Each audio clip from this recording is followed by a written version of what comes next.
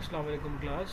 This is our new lecture of DBMS Database Management System. Last class में हम लोगों ने यहाँ पे छोड़ा था, वहीं से इसको रिज्यूम कर रहे हैं. डेटा डिक्शनरी हमने डेटा डिक्शनरी से करना था. मैं एनिमेशन की चला दूँ. ठीक है, तो डेटा डिक्शनरी क्या होती है? Repository of information that describes logical structure of database और it contains the meta data. एक रिपोजिटरी है इंफॉर्मेशन की जो डिस्क्राइब करती है डेटाबेस के लॉजिकल स्ट्रक्चर को, कि डेटाबेस कैसे लॉजिकली डिफाइंड है, नॉट फिजिकली, लॉजिकली. और इट कंटेन्स, और मतलब क्या होती है डेटा डिक्शनरी? अच्छा याद रखिएगा, डेटा डिक्शनरी तब बनती है जब हम डेटाबेस बना रहे होते हैं. डिक्शनरी जैसे आमतौर पे हम कहते हैं, डिक्शनरी में क्या होता है, लुगत होती है जिसमें हर चीज़ की मीनिंग डिफाइंड होती है. इसी तरह जो है वो डेटा डिक्शनरी में डेटाबेस की डिक्शनरी होती है, जो जब डेटाबेस बन रही होती है या बनाते हैं उस टाइम डेटा डिक्शनरी भी बन रही होती है. और and it contains the Meta data. Meta data का मतलब क्या होता है? मेटा डेटा, ये जो वर्ड यहाँ पे लिखा हुआ है आपके सामने, मेटा डेटा. मेटा डेटा का मतलब डेटा अबाउट द डेटा. एक ऐसा डेटा होता है जो डेटा के बारे में डेटा होता है, तो data about the data is called Meta data. अच्छा, फिज़िकल डेटाबेस के डिज़ाइन के फेज़ के बारे में आते हैं. तो डेटाबेस डिज़ाइन में दो चीज़ें हैं, data and design and model mean the same. Design करना है, उसको मॉडल करना एक ही बात है. Database design represents logical structure of the database. मतलब वही डेटाबेस का डिज़ाइन यानी डेटा डिक्शनरी का design represent the logical structure of the database. Okay, database modelling क्या होती है? मॉडलिंग करें या डिज़ाइन करें एक ही बात है, आपको पिछली स्लाइड में बता चुके हैं. Model and design is the same. Process of creating a logical representation of the structure of the database. Again वही बात रिपीट हो रही है. The most important task in database development. database development में सबसे important task है, अगर ये database को मॉडल नहीं करेंगे, उसको डिज़ाइन नहीं करेंगे, तो आपका किसी चीज़ का कोई फ़ायदा नहीं होगा. आपने उसको लॉजिकली रिप्रेजेंट करना बहुत ज़रूरी है. अच्छा, इसमें जो पॉइंट्स टू रिमेंबर हैं वो क्या है? A database must mirror the real world. Mirror का मतलब है डेटाबेस अक्स होना चाहिए रियल वर्ल्ड का. Only then it can answer question about the real world. सारी सी बातें हम डेटाबेस को यूज़ कर रहे हैं, डेटाबेस को बना रहे हैं, उसको इस्तेमाल कर रहे हैं. ठीक है, उसको यूटिलिटी यूज़ को उसको यूटिलिटी के तौर पे इस्तेमाल कर रहे हैं फॉर द रियल वर्ल्ड. तो it should map, it should mirror, और अक्स होना चाहिए, एक मिरर होना चाहिए. It should map the queries of the real world. The emphasis of data modeling is on representing reality. ठीक है, मतलब database must look like real. Points to remember, second slide. Ideally, it should be represented graphically. It should be represented graphically. Graphically ज़्यादा इसलिए हम emphasis करते हैं क्योंकि जो है पिक्चर वर्क्स 1000 वर्ड्स. ग्राफिकल होगा तो ज़्यादा जल्दी और अच्छी तरीके से समझ में आएगा, क्योंकि इंसान जो है वो इमेजिनरी तौर पे ज़्यादा अच्छी तरह सोच लेता है और समझ लेता है, बजाय इसके कि वो टेक्स्ट पढ़े. It should be represented graphically. The goal is to identify the facts to be stored in the database. कि भाई जो डेटाबेस के अंदर जो फैक्ट्स हैं, जो डेटा है वो स्टोर किया जाएगा, उसको आइडेंटिफाई करना, उन फैक्ट्स को आइडेंटिफाई करना. The data modelling involves users and analysts. ना सिर्फ डेटा मॉडलिंग खुद नहीं हो सकती भाई, कैसे इन्वॉल्व करेंगे? एनालिस्ट वो लोग होते हैं जो डेटा की एनालिसिस करते हैं कि आपका डेटाबेस जो है किन यूज़र्स को काउंटर करेगा, किन यूज़र्स को देखेगा, and involves those users also. Data model वही फेज चल रहा है, क्रिएटेड यूजिंग डेटा मॉडल. और डेटा मॉडल क्या होता है? Data model is a set of tools और कंस्ट्रक्ट्स, यानी वही सेट ऑफ टूल्स या कंस्ट्रक्ट्स वो होते हैं जो वही टूल्स होते हैं. अब is a set of tools that is use to construct a database design. Components of DM का मतलब वही डेटा मॉडल. स्ट्रक्चर्स होते हैं, मैनिपुलेशन लैंग्वेज होती है, इंटेग्रिटी कॉन्स्टेंट्स होते हैं, बीप कॉशन. मतलब ये कि कॉशंस होते हैं. कॉशन से मुराद के कुछ ऐसी चीज़ें होती हैं जो हमें जो है वो ध्यान में रखनी होती हैं, कॉशियस होना चाहिए हमें उसके लिए. रिपीट कर देता हूँ, स्ट्रक्चर्स होते हैं, मैनिपुलेशन लैंग्वेज होती है, इंटेग्रिटी कॉन्स्टेंट्स होते हैं. Significance, importance of data modelling. Significance मतलब इंपॉर्टेंस को कहते हैं. फैसिलिटेट्स एंड प्रोवाइड्स गाइडलाइंस और rules in the database design process. Every DBMS is based on data model. कि उसका डेटा मॉडल कैसा होगा। टाइप्स ऑफ डेटा मॉडल के दो तरह के टाइप होते हैं, कि सिमेंटिक बेस्ड और एक होता है record based. Semantic based, record based. अच्छा, रिकॉर्ड बेस्ड और सिमेंटिक बेस्ड। सिमेंटिक बेस्ड की बात कर लें तो एंटिटी रिलेशनशिप मॉडल, हमने इससे पहले कहा था DFD, डेटा फ्लो डायग्राम को पढ़ा था। अब हम पढ़ने जा रहे हैं एंटिटी रिलेशनशिप मॉडल या object oriented model. Object oriented model जो है वो जो लैंग्वेजेस होती हैं, जो मैनिपुलेशन लैंग्वेज होगी, उसको एंटिटी रिलेशनशिप मॉडल जो है वो ER मॉडल भी कहलाता है, जिसको जो है हम अभी डिस्कस करने वाले हैं डेटा मॉडल्स में सबसे पहला मॉडल।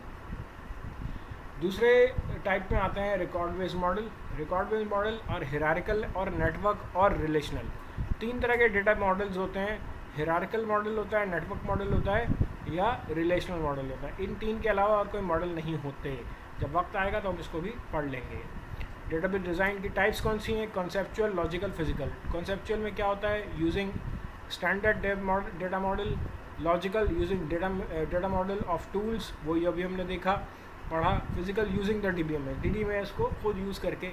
तो हम जो है वो स्किप करते हैं, इसको स्किप तो नहीं कर रहे हैं, we go to directly to the entity relationship data model. ER model भी कहलाता है। ER data model a semantic data model. हमने कहा था ये सिमेंटिक होता है। सिमेंटिक का मतलब जो मीनिंग को डिफाइन करता है डेटा की। सिमेंटिक मैं पहले भी बता चुका हूँ, अब दोबारा रिपीट कर देता हूँ। सिमेंटिक का मतलब जो डेटा की मीनिंग को डिफाइन करे, ऐसा data model. It is use for graphical representation of the conceptual database design. Graphical representation यानी कि हम इसको डायग्राम के तौर पे हम बनाएंगे और डायग्राम के तौर पे हम सीखेंगे। ठीक है, याद रखिएगा, ये बहुत ज़्यादा मुश्किल नहीं होता, बट ये कॉन्सेप्चुअल होता है, इसलिए हमें इसको ध्यान से पढ़ना पड़ता है और जो है वो हमको इसकी प्रैक्टिस भी करनी होती है।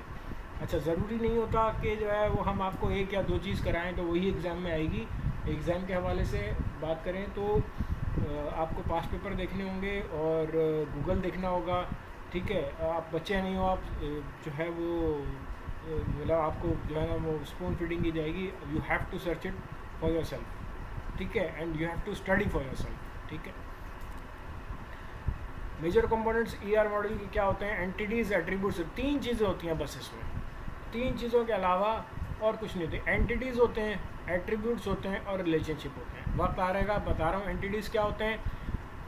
अ term use to mean 3 different meanings. Entity, अब एंटिटी की तीन चीज़ होती हैं। एंटिटी में एंटिटी की टाइप होती है, एंटिटी इंस्टेंस होती है, एंटिटी का सेट होता है। या तो एंटिटी की टाइप होती है या इंस्टेंस होता है, या फिर एंटिटी का सेट होता है।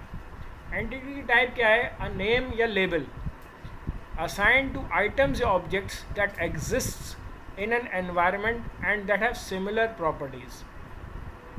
कुछ ऐसे एनवायरनमेंट, कुछ ऐसी ऑब्जेक्ट्स होते हैं जिनकी सेम किसी एनवायरनमेंट में एग्जिस्ट करते हैं वो ऑब्जेक्ट्स, और उनकी सेम प्रॉपर्टी होती है, सिमिलर प्रॉपर्टीज़ होती हैं।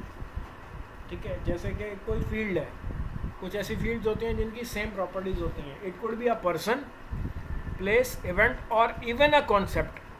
ठीक है, एंटिटी आप किसी चीज़ को भी कह सकते हो। एंटिटी पूरा टेबल हो सकता है, एंटिटी की उसकी कोई भी चीज़ एंटिटी हो सकती है।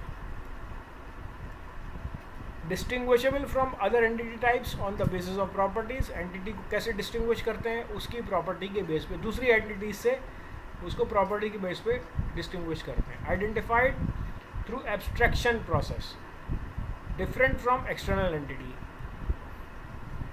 ठीक, entity instance and set, a particular object belonging to a particular type. अब यहाँ पे जो है वो इन तीनों एंटिटी एंटिटी एंटिटी, ये तीनों चीज़ें एंटिटी हैं, लेकिन एंटिटी टाइप क्या होती है, इंस्टेंस क्या होता है, सेट क्या होता है। एंटिटी टाइप क्या है? एम्प्लॉई। अब एम्प्लॉई जो है उसका इंस्टेंस क्या है? एट फॉर एग्जांपल मैं कहा मोहम्मद शरीफ, ठीक है, मैं यहाँ पे मोहम्मद अली कर सकता था, फारूक कर सकता था, कुछ भी कर सकता था। तो एंटिटी सेट क्या है? All employees. जाहिर सी बात है मोहम्मद शरीफ जो है वो ऑल एम्प्लॉयज़ में आएगा। अब वो एम्प्लॉय जो है वो उसकी डेजिग्नेशन नहीं का, लेकिन एंटिटी टाइप एम्प्लॉय, उसका नाम और वो किस सेट से बिलोंग करता है, तमाम एम्प्लॉयज़ के सेट से बिलोंग करता है। तो आई होप कि आपको समझ में आ गया होगा एंटिटी टाइप, इंस्टेंस और सेट। ठीक है, बहुत सारी और एग्जांपल्स हैं, आप गूगल कर लीजिएगा। अच्छा, types of entity type. Entity types की टाइप्स क्या होती हैं? Entity types can be classified into regular strong independent entities और वीक एंटिटीज. अच्छा, रेगुलर स्ट्रॉन्ग इंडिपेंडेंट, जो इंडिपेंडेंट एंटिटी टाइप्स होती हैं या एंटिटीज़ होती हैं, ईटीज़ कहा गया यहाँ पे, वो स्ट्रॉन्ग होती हैं, इंडिपेंडेंट है, ज़ाहिर है, आज़ाद है, और रेगुलर है. इनको 3 नाम से डिफाइन इसलिए किया गया है क्योंकि आप जिस बुक से पढ़ोगे आपको कभी स्ट्रॉन्ग मिलेगा, कभी वीक मिलेगा. कहीं इंडिपेंडेंट होगा तो डिपेंडेंट. अब रेगुलर लिखा हुआ है, रेगुलर, स्ट्रॉन्ग, इंडिपेंडेंट, ये तीनों एक ही चीज़ के नाम है. और वीक और डिपेंडेंट, ये भी दोनों एक ही चीज़ के नाम है. यानी 2 तरह की एंटिटी टाइप्स होती हैं, या तो वीक होती है या स्ट्रॉन्ग होती है. वीक एंटिटी टाइप क्या होती है? And entity type whose instances can not exist without being linked with instances. यानी ऐसी एंटिटी जो बगैर किसी लिंक के एग्जिस्ट ही नहीं कर सकती, वो वीक एंटिटी होती है. यानी जिसको किसी और का लिंक चाहिए हो, का सहारा चाहिए हो, वो वीक एंटिटी टाइप होती है. With instances of some other entity type, that is they can not exist independent. जो इंडिपेंडेंटली एग्जिस्ट नहीं कर सकती, जो किसी और के सहारे से या किसी और की कैलकुलेटेड तरीके से बने, वो एंटिटी टाइप्स होती हैं. स्ट्रॉन्ग जाहिर सी बात है, जो वीक नहीं होती वो स्ट्रॉन्ग होती है. स्ट्रॉन्ग, रेगुलर और independent entity type is the one whose instances can exist independently, that is without being linked to other instances. The strong entity types have their own identity. अब मैं week की example दे देता हूँ कि for example कि किसी की as, हम डेट ऑफ बर्थ से उसकी एज निकाल सकते हैं.